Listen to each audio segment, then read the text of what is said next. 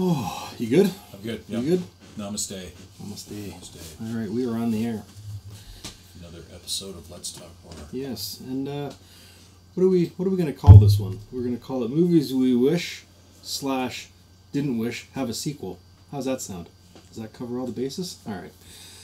One-offs. Yeah, and these movies, there aren't a ton of them, but these are, well, actually a few of them are my favorite movies, so I hope they don't make sequels, but in a way I kind of do. But that's what we're talking about tonight, is movies that do not have sequels, that we either do or don't want them to make one. So, and this is episode 10. Whoa. Hey, cheers to episode 10. Hey.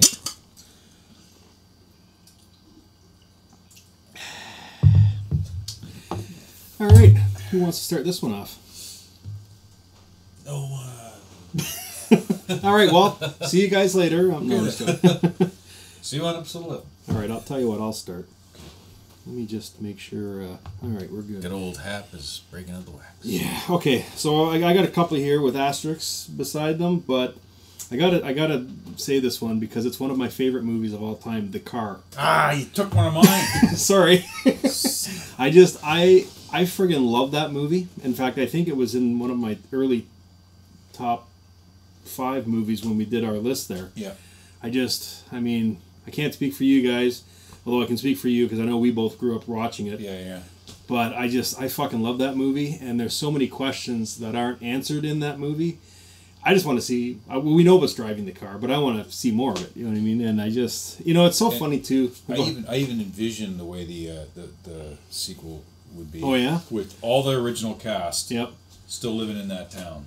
That would be awesome. You know, and then all the young cops get killed and the old guys got to take it on. Yep, that would be because they know what awesome. they're dealing with. You know, that would be awesome. Yeah, everything about that movie I loved. The car, the sound.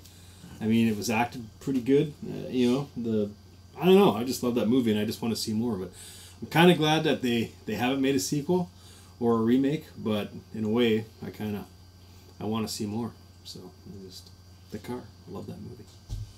Okay, who's gonna go? We'll change it up. All right. Dr. Professor's going next. Dr. Professor. So, once again, this is probably one of my favorite movies, and it was, for me, a diamond in the rough, which was one of the key phrases when we were talking about this subject, was the diamond in the rough. I didn't know it existed. I saw it on TV, I think, for the first time that I saw it, and then I went out and bought it. 2001, Bill Paxton, Frailty. Oh, fuck. What a great movie. It's considered a psychological thriller never even thought of that film, one. Yeah. But I watched it. I've probably seen it at least 5 times. Sucks that he's dead, eh? Yeah. Yeah, I was like, wow, we lost another good one. Mm-hmm. But if you haven't seen Frailty, I'd definitely say go see it. There's a lot of twists and turns in there. It's essentially dealing with 2 young boys and a fanatically religious father, I suppose is the best way to put it. And he believes he's commanded by God to kill demons. And as the whole story unfolds, it's just done in such an interesting way. And there's the ending gives you a really good, I can't believe that was 2001. So Jesus, that's You know where I saw that movie? I don't know what it was called, but you remember when the Westmount Theaters had the movie theater out front of it? Remember that, in that little tiny plaza? And it was kind of downstairs? Oh, yeah. That's where I saw that movie. That's how long ago. Like, man, that's fucking forever. I love that movie. That was a fucking great movie. So, was that... Yeah, and at the end... Oh, and I don't want to give spoilers. Never mind. Yeah, never mind. So, you know what I'm going to say at the end there. No, that was a great movie, so... Nicely done. I didn't even think of that movie. It's not even on my list. My turn? Next, Master. I'm not sure if this actually has a sequel or not. I was trying to figure it out, but The Stuff. 1985. Yeah, man. It doesn't have one, does it? No, it does not. they could have so many cool titles. Yeah. Stuffed, Stuffer, Stuffier. Stuff too. Yeah. More stuff. More stuff. You know, I don't know. I don't think it has one. I couldn't find one, but Yeah, there isn't it. Trust me, I love that fucking movie. Yeah. And if there was, I would fucking own it. So, Larry Cohen. Yeah. I'm just going to jump in, and this isn't going to be in my list, but since you said The Stuff, I'm also going to say The Blob, because there is no sequel to The Blob. And I love that movie too. There's remakes, but there has been no sequel. So it would be awesome to see a sequel to both those. Or they could do like a Jason versus Freddy, Blob and it'd be versus like Blob versus the Stuff. There you go, filmmakers. J.J. Abrams. No. Huh? Oh God. Just throw him into it just for the. Could you imagine the Blob versus the Stuff? Maybe the fucking Blob and the Stuff could actually kill fucking Jason Voorhees and finish that whole thing off. And if you send in the killer tomatoes, you could have one hell of a pizza. There you go. Yeah, I'd like more stuff on my pizza. That just looks like a blob.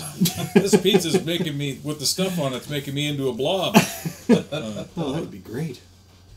Oh, somebody's going to steal that idea now. God damn it. All right. Are you next? Oh, am I next? Me? Okay. So, again, I have many on here, but one of my favorite movies that I don't watch near enough, and I kind of, again, you kind of made me think this now. It's a sequel I want to see, but I don't want to see it because I like how it ended, is The Troll Hunter. Oh, remember we watched that movie? I love that movie. It came out in 2010, and it was just, okay, I burn movies off the internet, okay, so whatever. But when that movie, I remember when that movie came up on the internet, and I burned it. I had no idea what it was. I just saw the poster of it, and it was of the giant main troll there, and I thought, oh, this looks cool, but it's probably going to be shit.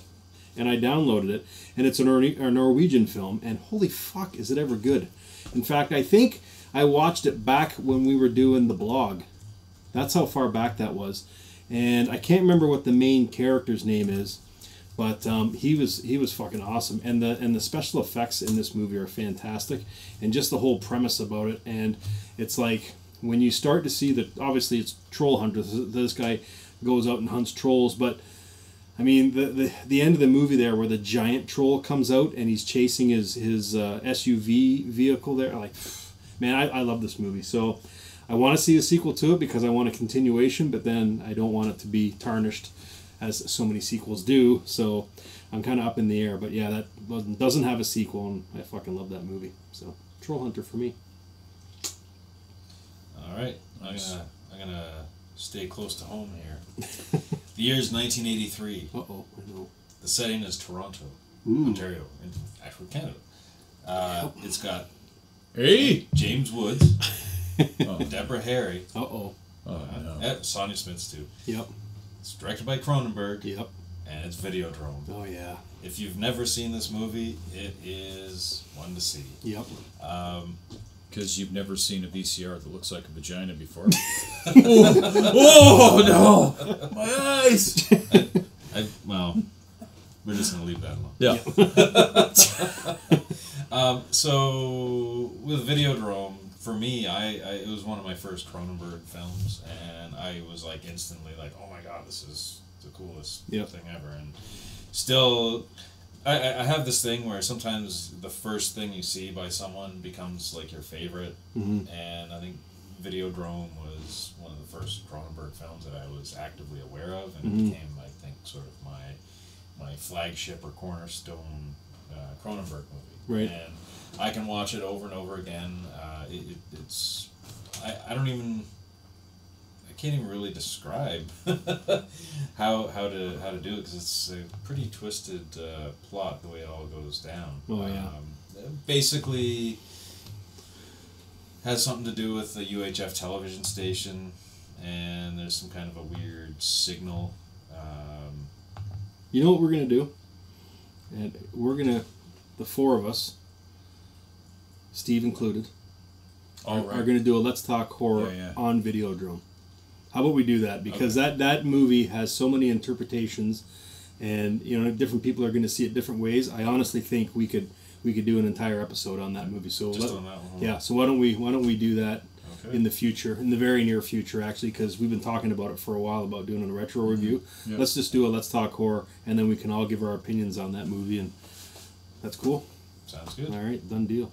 All right. Nice. It's going to go in the logbook then. The deals. All right, Mr. Axe. Or did I cut you off there? I cut you off. I'm sorry. That's all good. Sorry. That's all good. We're going to do a whole show. All right, yeah. So all right. I'm going to hold my tongue. Okay. Sorry. I just thought, but what a great movie. You know what I mean? Like, there's certain movies you can talk about forever, I think. Jaws is one, which we did. Videodrome, definitely. I think, you know, Dawn of the Dead, and then I mean there's a few other ones too, but we could definitely do a whole episode on Videodrome because it's so fucking good. Yeah. Mr. Axe. So everybody knows I'm a James Wan guy, and there's a film he did in 2010 that I really like called Dead Silence. Oh shit, yeah. I don't know if that's got a sequel. I'm kind of worried about saying it doesn't. Does it?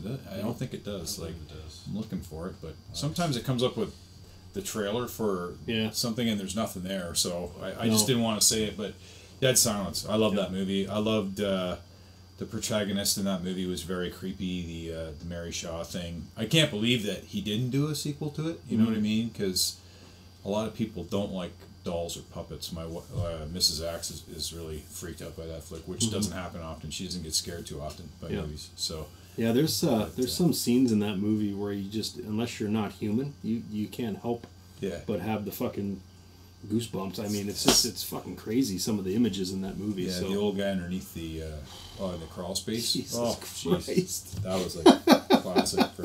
But yeah, she's so creepy that I just kind of figured maybe they would go and do another Thank story. God they haven't. So. But yeah. So. And I haven't heard anything. Not that, you know what I mean? Like, I go on sites just reading shit every day, and I haven't heard anything about a remake. So hopefully that stays like that. Oh, is it me? It is you. It is me. Okay, so well, I got a bunch, but for me, a movie I want to see is Black Christmas. I want to see a sequel to that movie. That I don't even know what you would consider him, if you like, because again, there's different interpretations you could say about that killer too. Because when he talks on the phone, it sounds like he's got multiple voices behind him, right? So they leave it open to, is he like, what is he? Is he a human, or could they go into where he's like a demon or possessed or something like that? You know, like, but you never really see him. You just see his eyeball, pretty much. Am I correct? Maybe you see a shadow or two, but they never show you who he is, and they never find out who he is. He just, you know what I mean, at the end there. So it leaves it open, but again, thanks to you, I got thinking about it, and it's maybe a movie you don't want to see a sequel to, because then if you find out too much about him, then it might detract from the original. So, but there is no sequel for that one.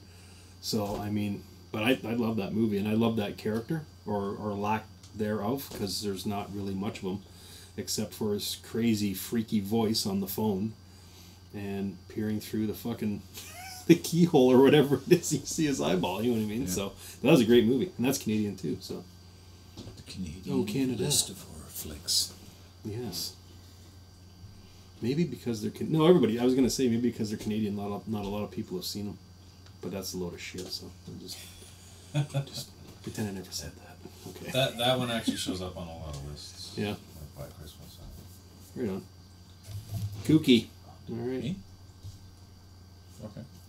Because it went for me. Did it? Oh. I thought we were going to Is use it going this? I think it's you. Mm-hmm. I think. Yeah, because you just did one. All right, I'm confused. Oh no, because I cut you off at Videodrome, and we turned it into a whole episode. Then it went into okay. Yeah, me being an asshole. No. So for this one, I actually have the movie poster in my kitchen. Oh. For this one, I've shown this movie to adult males in their 40s, and have been told that they've had nightmares over this movie. So the tagline on the poster, I think, will catch many attentions. The tagline for the movie is, "Can a full-grown woman truly love a midget?" And of course, I'm referring to Todd Browning's 1932 Freaks. Yes, good call. This is a movie with no special effects, and is probably scarier than any horror movie I've ever seen. Yep. It was kind of it was sort of the basis of that episode or that season of American Horror Story too, right? Mm-hmm. If you've seen American Horror Story, Freak Show, it was there's a lot that was based right out of there, including the pinheads, where they had the real pinheads in the original. That's what they're called, anyways. I don't know what the correct term is for you social justice warriors out there. I don't know. But they're pinheads because they have tiny little heads, and the movie basically, if I was to describe it, there's a love story a one-way love story between a man and a little guy and a beautiful woman. And it's, for me, the whole movie is essentially about the Carney Code or the Carnival Code, right? Because they all the performers, they all stick together, and there's an outside influence which causes some trauma in there, and oh my goodness. I can't even, you can't even really go into it, but this movie was considered too shocking to be released when it originally came out, and it was cut down from 90 minutes to 64 minutes. Right. And there was a wonderful fire that took out a whole bunch of things, and there is no longer an original version of the film, so there's only the shortened version. Right. And when you see the ending, from what I understand, it was how you got to the ending. Right. Because they do a reveal. Yeah. And what they took out, a good portion of that was how they got there. And it would be pretty frightening, I think, to see that. Like, I mean, just the actors alone in there, you had like a half man, so basically didn't have any hips. You had people with the shrunken heads. That was the cool thing about it, is all the characters in there were actual. Yeah, they did all their own acting. You know, like it was not like an effect. You had like a human skeleton guy in there. There's a guy that talks like Porky Pig, like exactly. Yeah. It's like, hey, this is where it sounds like Porky Pig came from. I remember, is it Full Moon or Dark Moon Productions? I can't remember what they're called, but anyways, they did a remake of it, and it was fucking terrible. So if you make sure you get the right one, you want the original one, because there's two of them out there, and the remake is fucking absolutely rubbish. Yeah. Todd Browning's 1932. Yeah, that's the one you want. So, good choice. Good choice. Who's up? All right. 1968, Rosemary's Baby. Oh, shit. I've always wondered what happened to Rosemary's Baby. Now, I guess you could say, well, it's The Omen. Yep. But, I mean, you know, I don't know. I've always wondered what happened to Rosemary's Baby. Like, isn't there something else that maybe Mia Farrow could even come back now and do, you know, well, like, I don't know. But I'm going to tell you something. I have only seen that movie once. So I don't know a lot about it. So, and I saw it when I was a kid. So, but I know it's a classic. I know. I mean, it's pretty tame by today's standards. Yeah, but back in the day, though, right? It's kind of, you know, for the time that it came out, it freaked out a lot of people. I think I mentioned that in another episode where we were talking about a friend of mine from a long time ago who was very religious, saw it in 1968, just about, you know, shit his pants right there with his wife, and they ran out of the movie theater in tears almost, you know, went to church. And so, but I always wondered, like, what happened to that baby, and what's it doing now, and where exactly is it? Jesus. You know what I mean? So that was one that I kind of thought, Good call. All right, so I'm gonna. Oh, okay. I have. Should I pick this one or should I save it? I got like 3 more that I want to talk about, but okay. So I'm just gonna say this one. I'm gonna do 2 movies because you can kind of say the same thing about them both. So, okay, bear with me here. So Demons, right? The original Demons movie that I love so much. Okay, now I know there is a number 2, but it's not a direct, you know what I mean? Like it takes place in the apartment, and it has absolutely nothing. It's almost like the first movie, only it's just they transferred the story and put it in an apartment building as opposed to a theater. So there's no more retelling or you know, any more info on what's going on. So I kind of want to see at the very end there when they're driving down the road in the Jeep, I kind of want to see a continuation of that. And the other movie that's along the same lines is Dawn of the Dead. I know there's Day of the Dead, but again, it takes place in a facility. It's not like a continuation. I want to see a continuation of Dawn of the Dead, and I want to see a continuation of Demons. I want to know where Peter and what's the girl's name from Dawn of the Dead? I can't remember. Strike me down now, because that's my favorite fucking movie, and I'm fucking pulling a blank. But anyways, when they fly away in the helicopter, I want to know what happens to them. I don't know where they go. That's, you know what I mean. So I know there's sequels to both movies, or part 2s, but they're not like direct sequels, like continuations of the story. So, and I would love to see both those movies because they're both Fran. Pardon me, all the people that follow me. When you see me, you can punch me in the face because I go on and on until I'm blue in the face about how much I love Dawn of the Dead, and I just pulled a blank there on her name. But anyways, it came to me, so I recovered. But yeah, both those movies. So there are sequels, but they're not direct sequels, and I would love to see continuations to both those movies if done right, because I want to know where Peter and Fran went, and I want to know where the group went in the Jeep when they were driving down the road after they came out of the theater. So, all right, see how I squeezed 2 in there. Maybe they're with Rosemary's Baby. Maybe. Since we're talking about children, babies, I'm gonna pull up an oddball. It's a 1976 Spanish horror film. It's called Who Can Kill a Child? Oh shit, I've heard of it, but I've never seen it. It is a very interesting film. I was kind of like, the title makes it sound distasteful. On there, I'm like, I don't really want to watch a movie about people killing children. Right. Until I watch the movie. Yeah. But I think I will anyways. Yeah. Hey, this is pretty good. Gotta take a chance sometimes in life here. So basically, the film follows an English couple who find an island inhabited by maniacal children. So basically, they end up going to this island, whether it's for a vacation, a trip, what have you. They end up on this island. And as they're going around the island, it seems like it's fairly deserted. They can't find any adults, but they see little like children scurrying about here and there. And yeah, it's essentially I guess Lords of the Flies like in some ways, where the children sort of take over. But this one has a fantastic ending. There's all sorts of twists in there, which.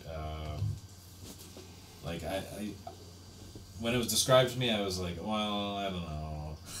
Yeah. But then I watched it, and I was like, oh my goodness, this is, and it was one to watch, and it'll stick with you, especially the ending, which I can't give away because it's just so perfect. But that one, it's 1976, and it's Spanish, so it's cool. I've heard of it, and it's on a lot of lists for good, like, you know, when you see like top 10 lists and stuff, it's in there, but I've never watched it, but maybe I will now. So oh, actually here it says it's been virtually unavailable officially until it was released on DVD by Dark Sky Films in 2007. There you go. So it took a while to come out. Yep. It's moldering away in a Spanish vault somewhere. Yeah. Cool.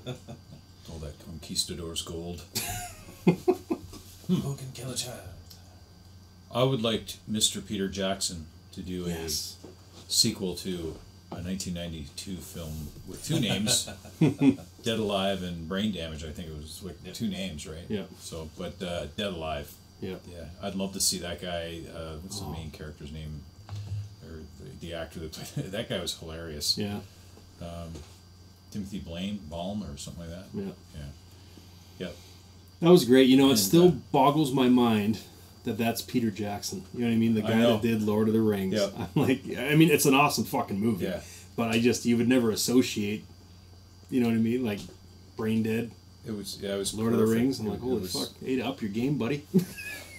As far as Lionel Cosgrove, yeah, it was the main character's name, Timothy Balm. It was very. That was perfect. Yeah, it's a very 180 from anything else you ever associate with Peter Jackson. Oh yeah. Yeah, I still remember the first time and I think I said this last time, but I don't care. When I was DJing there, I don't know how many years ago it was, and then when Scream TV was on, it was like the first horror movie kind of channel, and I came home and I think I was like 2:30, and I turned the TV on, and it was right at the scene where he's walking through the zombies there with the lawnmower, and I was like, what fucking movie is this? So, and it's like, I couldn't find it at the time because they didn't announce it. And then if you go on the list of TV listings, it was beyond the start time. So they, you know what I mean? Like it wasn't 1 o'clock anymore. So they didn't have that listing. So it took me like 2 or 3 days to find this fucking movie. But when I did, I went right down to Remember the video store on Richmond Row called, I think it was called Flicks. Yeah. You remember that place? It's kind of right down from the poutine place, right on the corner, right by Prince Albert's Diner. There used to be a video, and he had all these awesome obscure horror movies and stuff, as well as like normal movies too. And I went in there and I tried to describe it to him, and he walked over and he pulled it out, and I was like, that's it. And I love that fucking movie. So ever since that day I came home and saw it on TV, it's amazing. So, but you know, when they announced that Peter Jackson was going to be doing Lord of the Rings, I thought, oh god, this is not going to be good. And if anybody could do the justice, because it'd be really hard to do sequels to a lot of these movies. Like, yeah. But if anybody could possibly do it, it's Peter. Yeah, and I'm not knocking him. I just, you know what I mean. When I think of Peter Jackson originally, I think of Brain Dead, but I think when you hear his name mentioned now, it's Lord of the Rings. King Kong. Yeah, King Kong was pretty good too with Jack Black and whatever his name is there. He did Bad Taste too, though, right? Yeah, that was his first movie. Yeah. Bad Taste was his first movie, so which is awesome, and I own a T-shirt of that. So, okay, so my turn, right? Okay, so I'm going to totally redeem myself here from looking like a stupid ass 2 minutes ago when I couldn't remember Fran's name from Dawn of the Dead, which I'll never live down. Okay, so, but this is a movie that I don't think there's a remake to it. In fact, I know there's not. 1981, Madman. Remember that movie? Yeah. Madman Mars? That was on my list. Yes, and Galen Ross is the star of that movie who played Fran in Dawn of the Dead. So there. And I remembered her whole name, and her name in this movie is Betsy. So there. So I redeemed myself for my brain fart moment a few minutes ago. So, but yeah, 1981's Madman. I think I own it actually on DVD. We should actually do a review on it. That's a good retro movie. And it's so funny because it's full of cliches. Campers go in the woods, and there's all like it's crazy. So, but it is a classic.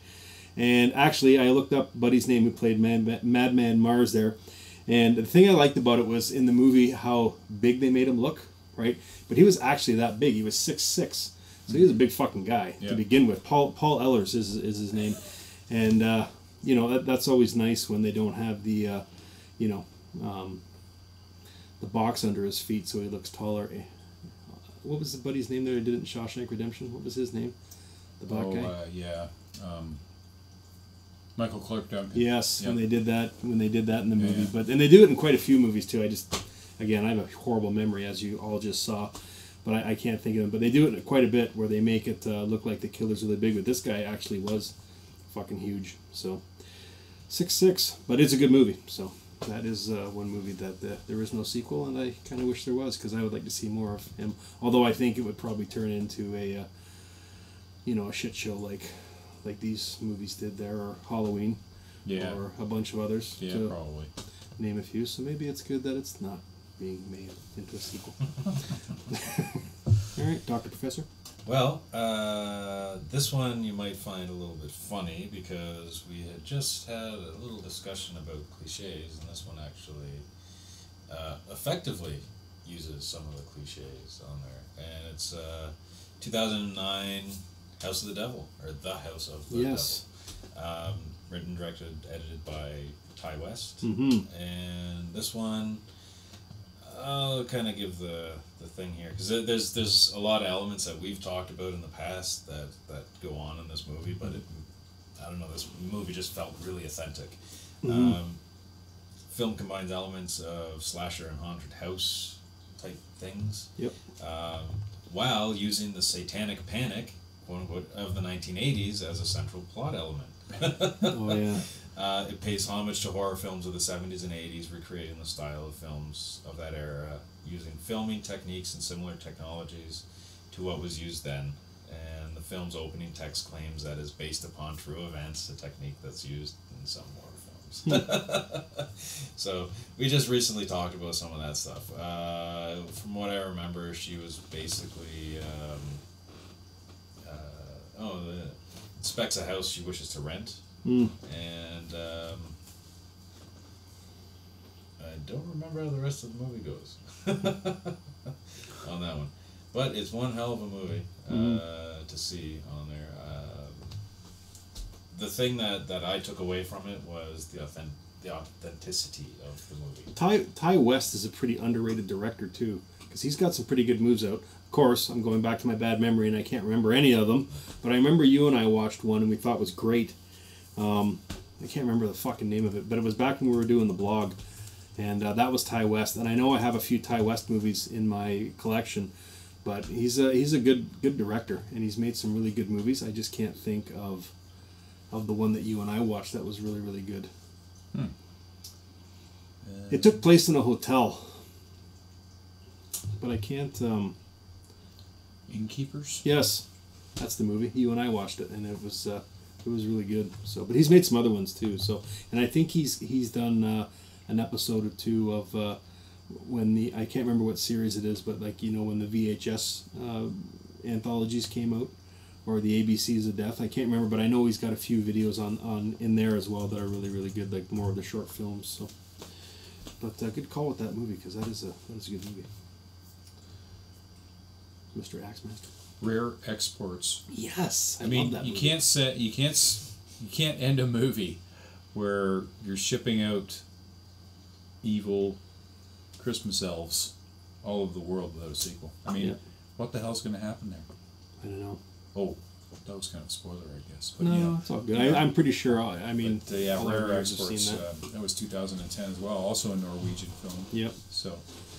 Same year as Troll Hunter. That was a fucking great movie. Yeah, that was a good year for Norwegian movies, because Troll Hunter came out first, and then Rare Exports came out after. And I mean, there hasn't been you've never seen a Christmas horror movie like Rare Exports. No, that was great. That was an awesome story based on the folklore of what's. Did we watch that at your place? I think so. Yeah, yeah, we probably watched it a bunch of times. There was another one. I think it was Norwegian as well. It was like a Santa Claus type. Yeah, that's Rare Exports. That's Rare Exports. Oh, okay. Yeah, that's Rare Exports. That's why. Yeah. Yeah, I love that movie. And it's funny, I searched and searched for that movie when it first came out, and the only one I couldn't get any subbed versions. So I was like, fuck, I don't want to watch this movie without knowing what's going on. I wanted to see it so badly. So, but yeah, it's a great movie. So love it. Is it my go? I believe it is. Okay, so I'm just going to say the obvious. And I'm surprised you guys hadn't said it yet. Well, maybe, I don't know if you'd like it or not, but I know I love this movie, and it's like in my top 10 is Shaun of the Dead. I was going to say that. Yeah, that's on my list right here. I was trying not to say it because it's it's a more popular movie, but I can't see them make a remake now just because Simon Pegg is so huge. And I don't, off the top of my head, I can't think of the director's name, Wright, something... Stephen Wright or Michael Wright, I can't remember, but he's huge now too. Back when that movie came out, Shaun of the Dead, they were going to do it was meant to be a trilogy with the three of them. You know what I mean? Like Nick Frost, Simon Pegg, and then I can't remember the director's name, Michael Wright or whatever his name was. We're going to make it's Edgar Wright. Edgar Wright. We're going to make 3 movies. So they did Shaun of the Dead first, then they did Hot Fuzz. And then they did at World's End, I think it was called, where they go into and that was their 3 movies, right? And now Simon Pegg's just fucking huge. I mean, he's in Star Trek, he's in Mission Impossible. I mean, and just to name a few. I mean, he's like a megastar now, which is awesome and good for him. So I don't know if they'll ever will come back to this. Who knows? Maybe they'll do it like as a fan. I think they will. I think. I mean, those guys are like Simon Pegg and Nick Frost are friends anyway. Yeah. Right? So yeah. And actually, if we do another round, Nick Frost is actually the star in the next movie. I'm going to say, but I'll wait. We come around one more time. But I mean, Shaun of the Dead is. Did I go see that with you? I'm pretty sure I did. I love that movie. Like I said this before about Jaws and Dawn of the Dead. There's a few movies I've seen. Well, I mean, Jaws and Dawn of the Dead I've probably seen over 100 times. And then Heavy Metal, I've probably seen that close, and Demons. But I think Shaun of the Dead is Shaun of the Dead is like a background noise movie for me, where if I don't have, I'll just throw it on. It's always in my room. You know what I mean? And it's always in the player downstairs too. So if I'm just home doing dishes or whatever, I'll throw that on as background noise. Unless it's Christmas time, then it's Elf, Rudolph the Red-Nosed Reindeer, Frosty and the Grinch. Silent Night, Deadly Night. Well, yeah, but I have those 4 Christmas movies burned onto a disc, and they just play repeatedly all Christmas. But yeah, if it's not Christmas and I just need some background noise and I want it to be a movie, I usually throw Shaun of the Dead on because I just love that movie so much. So okay, I'm gonna throw one out there just because this is a correction to something I had said earlier. Axemaster was talking about Maximum Overdrive, and I think I mentioned it was something to do with Stephen King's cocaine addiction at the time. I got home and I was like, oh my god, no, that's not exactly what it was. Where I got that, I was having a conversation with another friend, and we were laughing about how blazed Stephen King must have been while doing Maximum Overdrive, especially if you remember the commercial when he comes on and he's like, I guarantee this is going to scare the hell out of you. Back in those days. Anyways, to correct it, the movie I'll throw out there is Misery, because that was among one of my favorite Stephen King movies, and that is the one which is said to be about his cocaine addiction. Right. Where the phrase "I'm your number one fan," he's talking about, the drugs talking. I'm your number one fan. And that Kathy Bates was the representation of cocaine. So if you haven't seen Misery, it's one hell of a movie to see. It was pretty damn good, close to the book, which made that impressive as well. And that one I can't see that there would be a sequel to, though. But that one I thought I should mention because it's not only a great movie about a writer and his number one fan right on there, but yeah, if you haven't seen Misery, you definitely should go and see that. Cool. One way or another. Yeah, that was a great movie. Absolutely. Mr. Axemaster. Me? Yes. Brain Damage, 1988. Great movie. I think it's 1988. Looking it up here. I think I have that one on Blu-ray. Yeah, it's 1988, and it's the guy with the little thing that attached itself to the back of his brain. Yep. And it gives him killer impulses. He demands he goes out and does terrible things with this thing on the back of his head. I don't know. Frank Henenlotter was a director. Nobody really, you remember in the cast. It's one of those movies. It's kind of like, okay, so this isn't my next movie, but I'm going to use that as an example. It's kind of like Nightbreed. Now Nightbreed has a bigger following than Brain Damage does, but when Nightbreed came out, it tanked at the theater, and there was like a lot of people didn't go see it, and it was kind of advertised not very well and stuff. But that movie has a cult following now, because if you go online and look it up, the amount of people that have seen it, and it's in their list of like cult films, which it's another movie we should probably, or cult films we should do, horror movies. But anyways, it's always on that list, and it's a great fucking movie, and we should actually do a review on that too, because I have the DVD for it. I think I have the Blu-ray as well. I haven't seen it in years now, but I'd watch it again. Yeah, so it's awesome. Okay, so I'm going to do this one because I just did the Shaun of the Dead with Nick Frost. And this movie, a lot of people didn't like it, but I fucking thought it was great. Was Attack the Block. Probably never even heard of it. So it's got Nick Frost in it, and Joe Cornish is the director, and he also was a writer on Ant-Man, and then he also was a writer on Hot Fuzz, and he was also a writer on the movie Tintin, which I thought Tintin was awesome. So for that animation, because that was right around the time where animated movies using human people was kind of like sketchy, you know what I mean? But they really got their shit together for that movie. But anyways, and Attack the Block, I remember when it first came out. It's an English movie, and it didn't even come out over here, and I was all pissed off because I wanted to see it, kind of like Brotherhood of the Wolf. Remember that werewolf movie that I told you about? And we fucking looked, and it didn't come to London. And I was all pissed off, so you had to wait for it to come out like 2 years later on DVD and all this bullshit, and I couldn't find it online. Anyways, it was the same deal with this movie.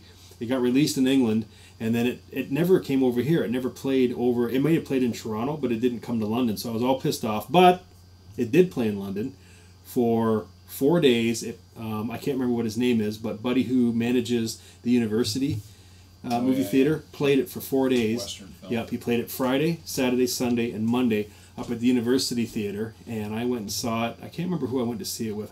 Whoever I was dating at the time, I can't remember, but I think I took her, and we went to see it on a Sunday night, and we were the only people in that theater, and I was like, the fuck? It was awesome. And it also, this movie, I wrote his name down here, John Boyega, who this was really his first kind of big movie, and he plays in Star Wars. He's the I can't remember what his character is.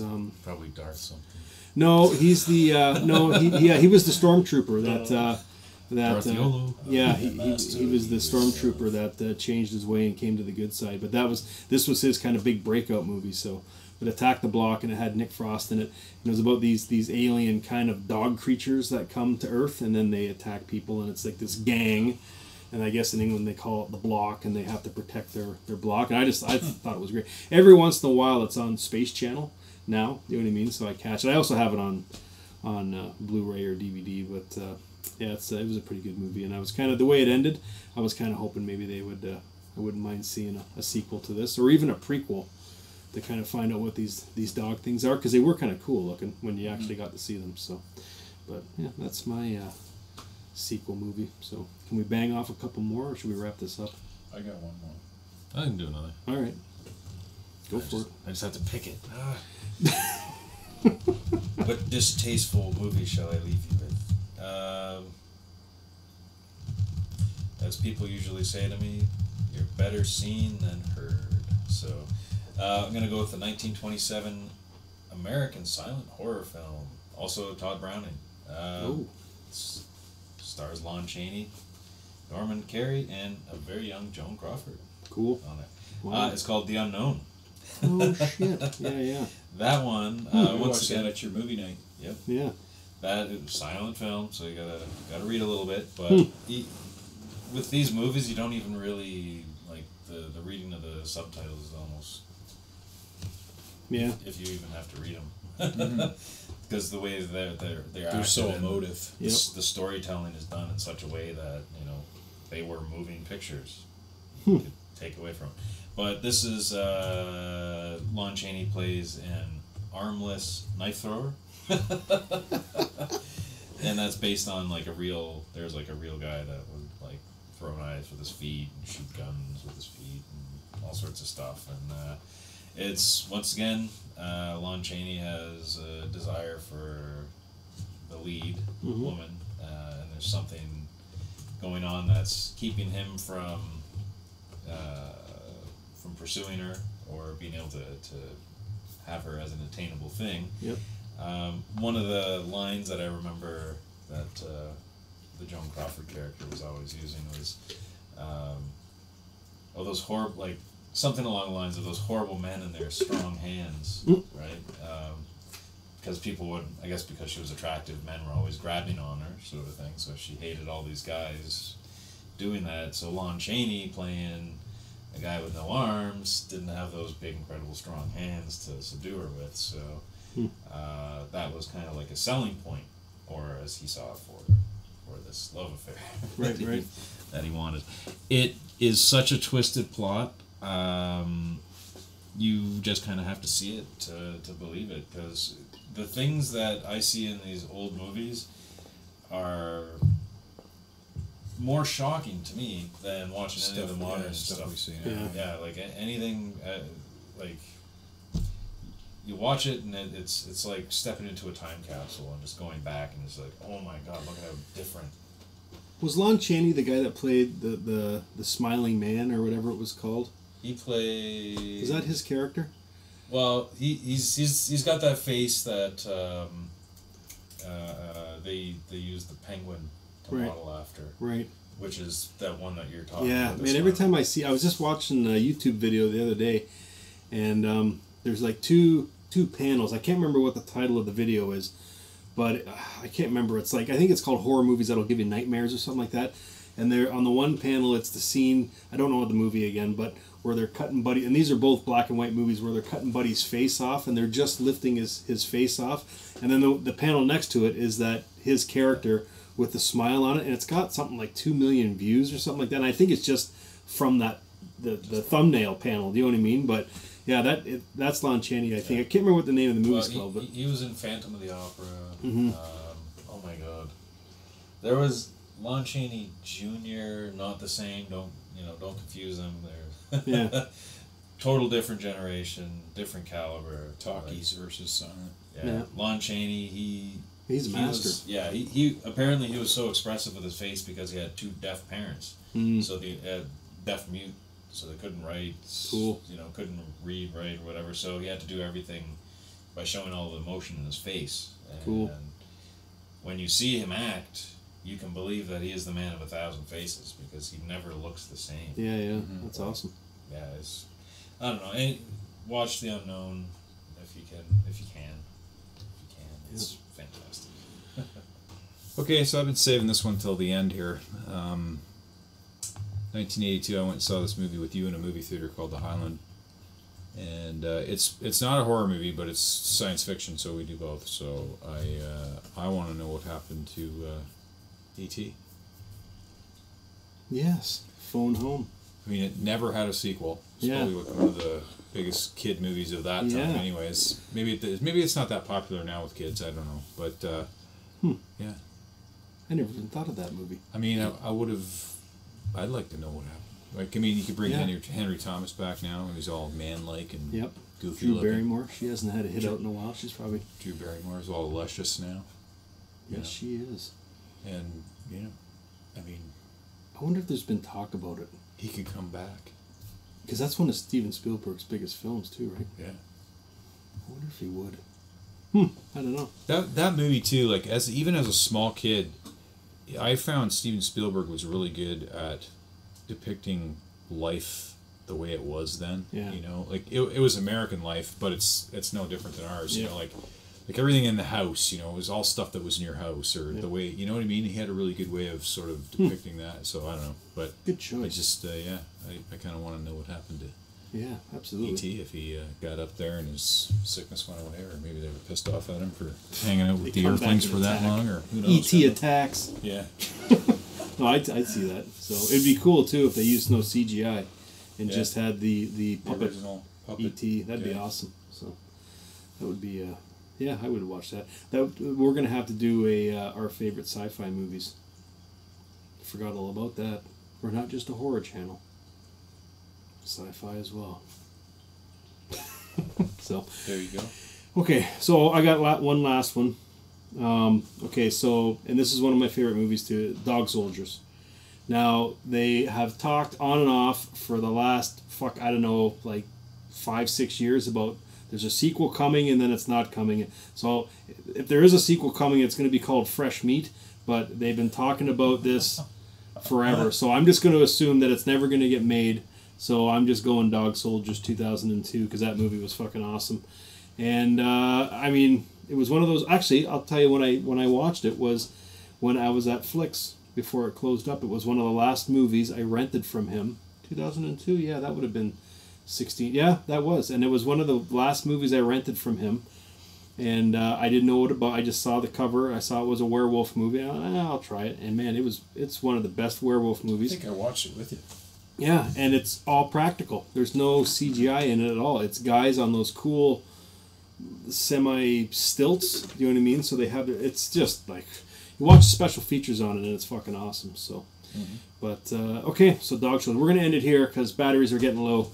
So, all right then. Yeah, so that's our, I guess, one-off horror movies that don't have a sequel or a prequel that we either wish we did or didn't.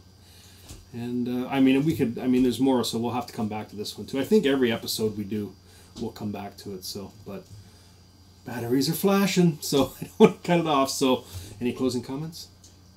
I think we should probably all remember to stay scared. And buy some more fucking batteries.